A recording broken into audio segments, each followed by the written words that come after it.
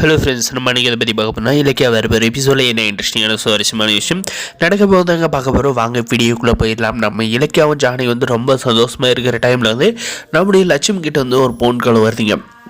அந்த ஃபோன் காலில் பார்த்தீங்கன்னா நம்ம லட்சுமி வந்து என்ன சொல்கிறாங்கன்னு பார்த்தீங்கன்னா, இலக்கியா ஏதோ ஒரு பெரும் பிரச்சனை வந்து நடக்க போது கார்த்தியை வந்து இப்போ பார்க்குறதுக்காக வந்து இந்த அஞ்சலி வந்து ரொம்ப சந்தோஷமாக வந்து கிளம்பி போயிட்டு இருக்கா. சிந்தாமணி கையில் வந்து பேசிகிட்டு இருந்தால் இதை நான் வந்து கேட்டேன். அப்படி என்ன விஷயம்னு எனக்கு வந்து தெரியல. கண்டிப்பாக வந்து அஞ்சலியை வந்து கார்த்திக் பார்த்தா கண்டிப்பாக பிரச்சனை வரும் அப்படின்றத மட்டும் தெளிவாக வந்து சொல்கிறாருங்க. அதுக்கப்புறம் பார்த்தீங்கன்னா உடனே இந்த விஷயத்தை வந்து யார் பண்ணாங்கன்னு பார்த்தீங்கன்னா நம்முடைய கௌதம் தாங்க.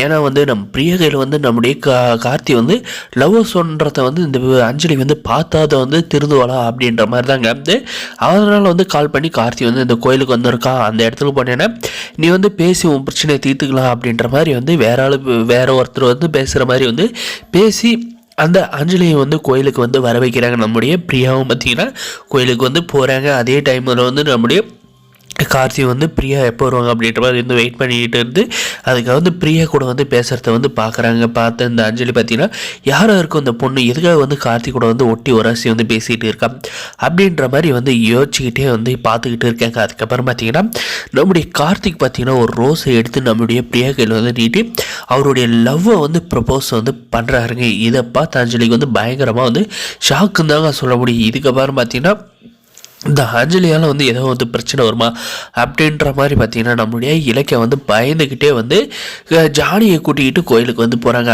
அதே மாதிரி வந்து அவங்க பயந்த மாதிரியே வந்து பிரியாவுக்கு வந்து லவ் சொன்னதுமே வந்து கார்த்தி உனக்கு வந்து அறிவு இருக்கா, உன்னுடைய ஒய்ஃப்னு வந்து நான் இருக்கேன், ஏன் நான் இருக்கிறப்பே வந்து நீ வேற ஒரு பொண்ணை வந்து லவ் பண்ணி கல்யாணம் பண்ணுறியா அப்படின்ற மாதிரி வந்து மிரட்டுறாங்க. அப்போ பார்த்தீங்கன்னா பிரியா வந்து என்ன கார்த்தி உங்களுக்கு வந்து கல்யாணம் ஆயிடுச்சா, ஒரு வார்த்தை கூட என்கிட்ட வந்து சொல்லலையே அப்படின்ற மாதிரி சொன்னது பார்த்தீங்கன்னா அது ஒரு பேட் ஸ்டோரி. அதை வந்து நான் வந்து உங்கள் கையில் வந்து லவ் ப்ரப்போஸ் பண்ணிவிட்டு சொல்லலான்னு பார்த்தேன்.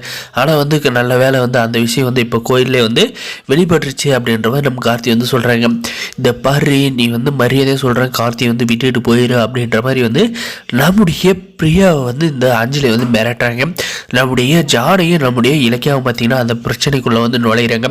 ஏன் அஞ்சலி நீ தான் வந்து என் மகனுக்கு வந்து துரோகம் பண்ணிவிட்டு அவன் வாழ்க்கையை வந்து அழிச்சிட்டு போயிட்டு இல்லை, இப்போ எதுக்காக வந்து அவன் வாழ்க்கையில் வந்து மறுபடியும் வந்து குறுக்கிடுறான். அவன் வந்து இப்போ தான் வந்து பிரியாவை பார்த்ததுலேருந்து சந்தோஷமாக இருக்கான்.